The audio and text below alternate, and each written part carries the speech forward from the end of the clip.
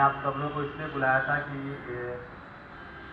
Media के लिहाज से हम सब लोग पत्रकार हैं और काम करते हैं और हर तरह के हालात में हर तरह के लोगों से मिलते हैं। और अगर हम अपने आप को सुरक्षित नहीं महसूस करेंगे तो फिर काम करना बहुत मुश्किल हो जाएगा, क्योंकि जो हमारा जो टूल है कैमरा कलम, अगर उस पर ही लोग छीनने लगे, उसी को छीनने लगे और उसका कोई लॉजिक ना हो, तो मुझे लगा कि मुझे इस पर बात करनी चाहिए और लोगों को जिस माध्यम से भी हो। सोशल मीडिया पे लोग लिख रहे हैं, अमूमन मेरे सारे दोस्तों को मैंने कहा कि सोशल मीडिया पे ही इसको किया जाए, इलेक्ट्रॉनिक मीडिया में भी लोगों ने कॉपरेट किया, तो जो भी जिस तरह से हो रहा है और इसको मैं कंटिन्यू करूँगा, क्योंकि मुझे लगता है कि ये मेरा निजी मामला नहीं है कि मुझे थप्पड़ मारा गया है। मुझे लगता है कि ये उन तमाम लोगों के लिए एक मतलब धमकी है जो सवाल पूछना चाहते हैं, और वो सरोकार का सवाल। जैसे कोई आदमी ये कहे कि मैं परिवारवाद के खिलाफ हूँ, तो उससे सवाल तो पूछा जा सकता है। जितनी मेरी पत्रकारिता की समझ है कि आप परिवारवाद के खिलाफ हैं, तो क्या आप ये कह सकते हैं कि जब तक आप चुनाव की राजनीति में है, चुनावी राजनीति में है, आपके घर से कोई दूसरा चुनाव नहीं लड़ेगा?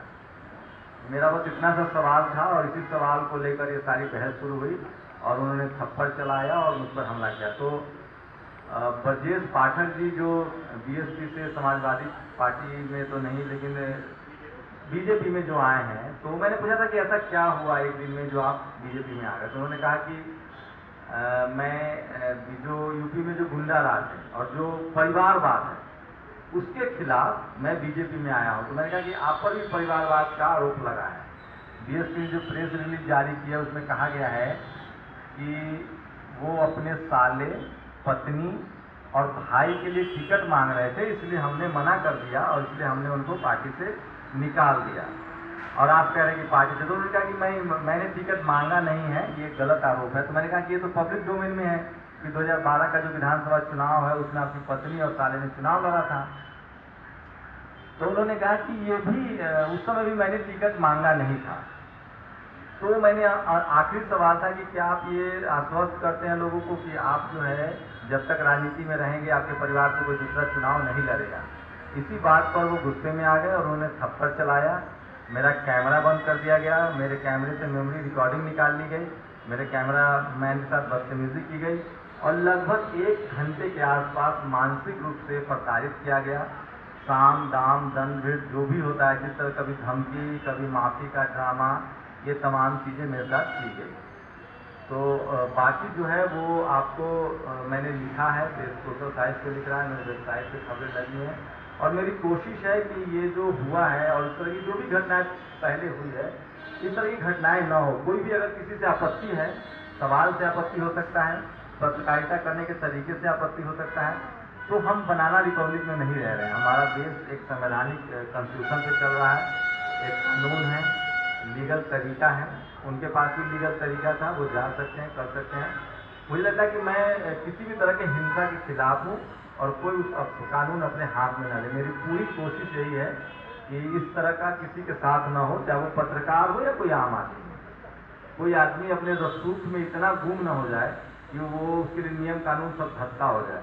तो मैं इसीलिए मेरी कोशिश है कि मैं इस बात को जितना हो सकता है आगे ले जाऊँगा और कानूनन तरीके से, लीगल तरीके से मैं इस बात को आगे कंटिन्यू करूँगा।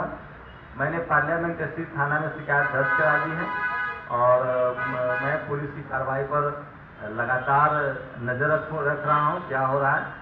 और बीजेपी की जो बड़ी नेता हैं और जो कैबिनेट मिनिस्टर हैं सुषमा स्वराज, उनके सामने मैंने ये सारा मुद्दा रखा है। उन्होंने मुझे कहा है कि आप आके मिलिए और मैं उनसे आगे फर्दर बात करूँगा और अपनी बात को वहाँ रखूँगा।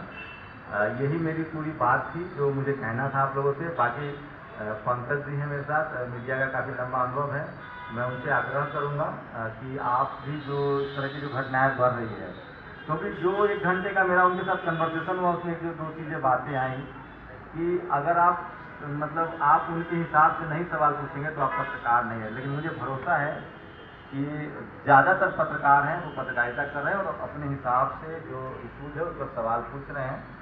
तो इन सब बातों पर पंकज जी आगे बात करें। दोस्तों, आज हम लोग यहाँ पर जब एक प्रेस कॉन्फ्रेंस कर रहे हैं तो हमें होना तो चाहिए था कि दिल्ली के तमाम बड़े नामचीन पत्रकार भी यहाँ होते।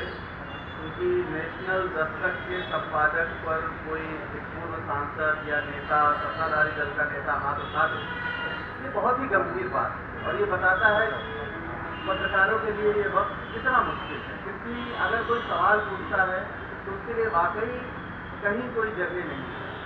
आप देखते होंगे कि नेताओं के इर्द गिर्द, सांसदों के इर्द गिर्द बहुत से पत्रकार होते हैं जो सुबह शाम उनके साथ आपको नजर आते हैं, लेकिन उनसे सवाल पूछना जो पत्रकारिता का धर्म है, पत्रकारों का काम है, ऐसा करने पर वो किस तरह से रिएक्ट करते हैं, जो भी सवाल उन्हें परेशान कर दे या उनकी मंशा को उजागर कर दे, उस सवाल पर वो किस तरह से रिएक्ट करते हैं, ये शंभू जी के साथ जो हुआ उससे बहुत स्पष्ट है।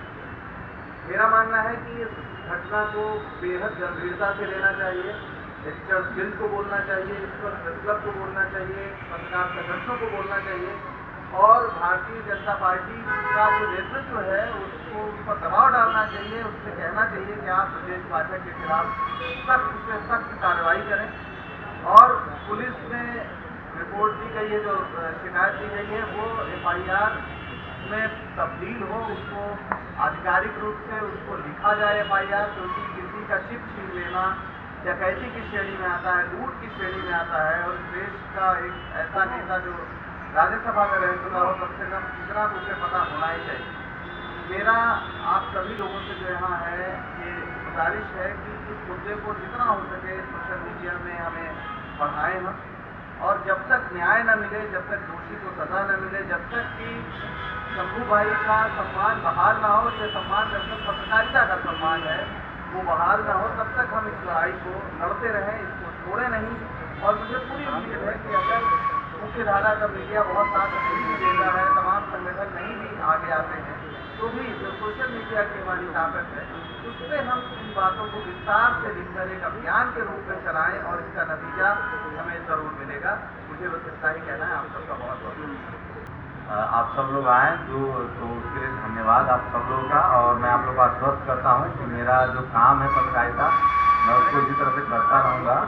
और मेरी अभी भी कोशिश है कि मुझे वो चिप मिले, वो पब्लिक डोमेन में आए, क्या बात क्या थी, और मेरी पूरी कोशिश है कि वो चिप मिले, पब्लिक डोमेन में आए। और जो उन्होंने मेरे साथ जो उन्होंने किया है उसके लिए जो कानूनी प्रक्रिया है, मैं उसको आप लोग को आश्वस्त करता हूँ कि मैं किसी कीमत पर उससे विड्रॉ नहीं होगा, क्योंकि ये कानूनी प्रक्रिया सम्मान मेरे लिए सम्मान का मामला नहीं है। मेरे लिए ये जो एक संवैधानिक प्रक्रिया उसके खिलाफ लोग इसीलिए तोड़ते हैं क्योंकि उनको पता होता है या तो मेरे रसूख से डर जाएगा या ये लंबा प्रक्रिया चलेगी। मैं उस लंबे प्रक्रिया में जाने के लिए तैयार हूँ, बहुत मेंटली तैयार हूँ। और मैंने सोच समझ के फैसला किया है कि जो भी कोई किसी पर हाथ छोड़ देता है, और वो इस तरह से एक मेंटालिटी डेवलप होती है लोगों की, क्योंकि आप उसके विरोध में खड़े नहीं होते।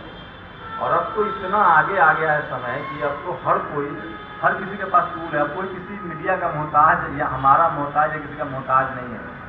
सबको सम्मान से जीने का हक है, सबको अपना काम करने का हक है। और किसी को लगता है कि आपके साथ गलत हुआ है तो आप उसको लड़िए। और मैं विचारधारा के पक्षधर हूँ कि आप अपने सम्मान के लिए, अपने काम के लिए, अपने प्रोफेशन के लिए अगर आप सही हैं तो उसके साथ लड़िए। और मेरी पूरी कोशिश होगी कि मैं इस लड़ाई को जहाँ तक मैं सकूँगा, जो संपन्न होगा, जो कानूनी तरीके से होगा, मैं उस लड़ाई को ले जाऊँगा और आगे लड़ूँगा। वो वैचारिक रूप से, कानूनन रूप से मैं इस लड़ाई को आगे रखूँगा, क्योंकि वो थप्पड़ जो पड़ा है वो मुझे जीवन पर्यंत याद रहेगा। और वो थप्पड़ की कोई एकमात्र वजह है कि मैंने सवाल पूछे हैं, जो पत्रकारिता का काम है। आप सबको एक बार फिर से थैंक्स यहाँ आने के लिए, शुक्रिया।